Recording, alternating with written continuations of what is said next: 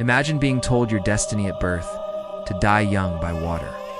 A fate so powerful, no change of name, no escape across continents, could alter its course.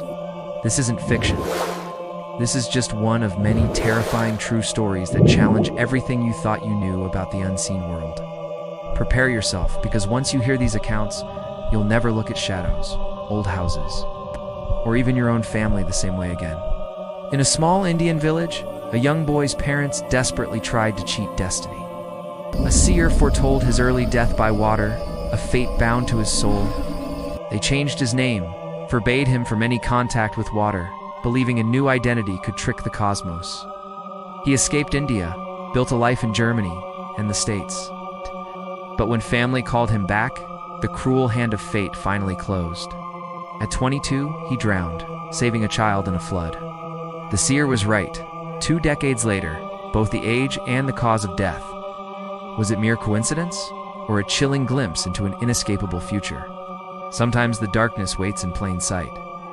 One Christmas, 2 young boys, craving a forbidden cigarette, crept into their sleeping grandmother's room.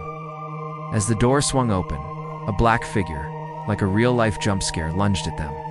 They bolted, adrenaline coursing, leaving behind what they forever called the Christmas demon, a terrifying lesson against youthful mischief, and a chilling testament to unseen watchers. Another family awoke to a different kind of specter. Father, left alone with his newborn, heard gentle hushing and a woman's lullaby from the baby's monitor. His wife wasn't home. Rushing in, he found a woman with long red hair, shrouded in darkness where her face should be, singing softly over the cradle. The baby was calm, unharmed. The figure simply vanished out the window. Years later, that father, a man of science, still shudders, unable to deny the ancestor, or whatever it was that watched over his child. But few places scream horror like the door to hell. This historic Portland mansion, once home to a prominent dog breeder who descended into madness, became a tomb. He abused his family, locking his son in a cubbyhole that would become his grave. The soldier eventually murdered his wife and daughters before taking his own life.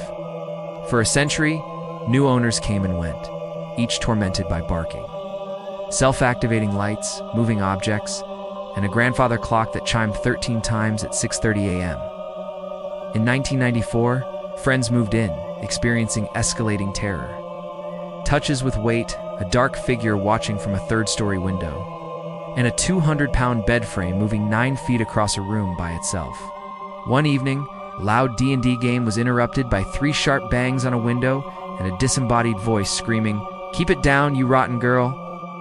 The climax came with the discovery of a hidden closet in the 3rd-story suite, and behind that, a second, smaller door. A wave of indescribable dread washed over them.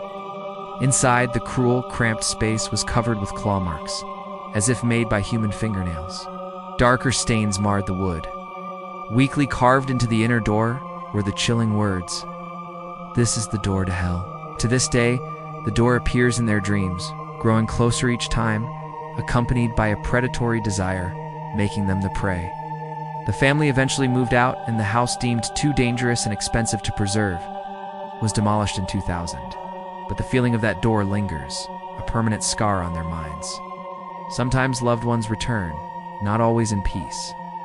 After a father-in-law's death, his family's lake house became a stage for his spectral mischief.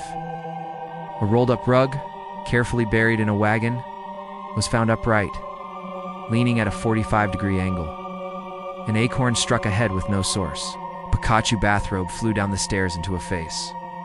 Most unsettling was the bar stool that hopped an inch after a family argument about washing metal tools. See, a voice seemed to say, "Your dad agrees."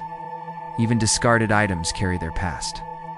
In a dimly lit thrift store warehouse, a worker heard a low, wheezing growl. Then, a short, hunched-over black shadow, like an injured old lady, began limping alongside her, vanishing through a manager's office window.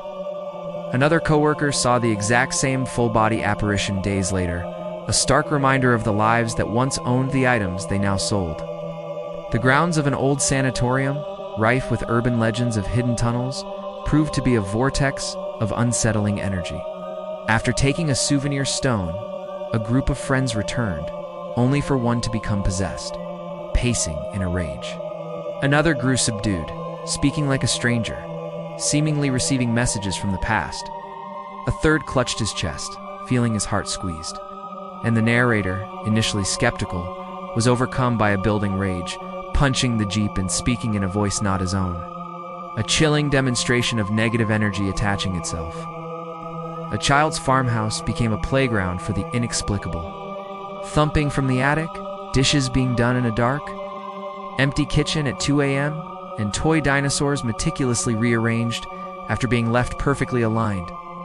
But the true horror began one dark night, a warm, rough adult hand pressing down on a child's raised arm, a hyphae from a zombie. Then the incessant, barefoot shuffling in the hallway, back and forth. The terror escalated as the shuffling entered the room, poking through a thin sheet, the small fingers tracing along arms, legs, and hips. Finally, as dawn approached, 3 drawn-out identical sighs from a woman's voice, then silence.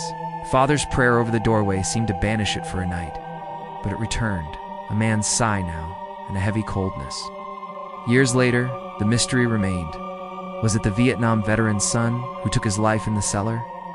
Or something far older, a dark energy that still gives the house its palpable chill? Some horrors aren't just felt or heard, they're captured. In Southern California, a childhood photo of a dog revealed an unknown woman staring directly into the camera, her ornate necklace hinting at ancient Native American history, a mystery unsolved for years.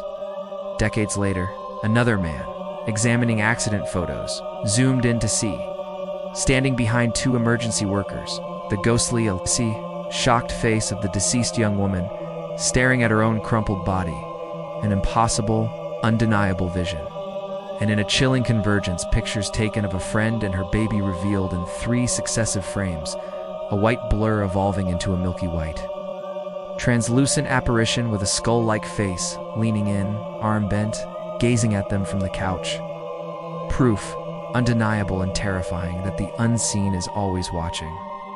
The line between the living and the dead blurred in a Texas farmhouse, notorious for a poltergeist that hurled books.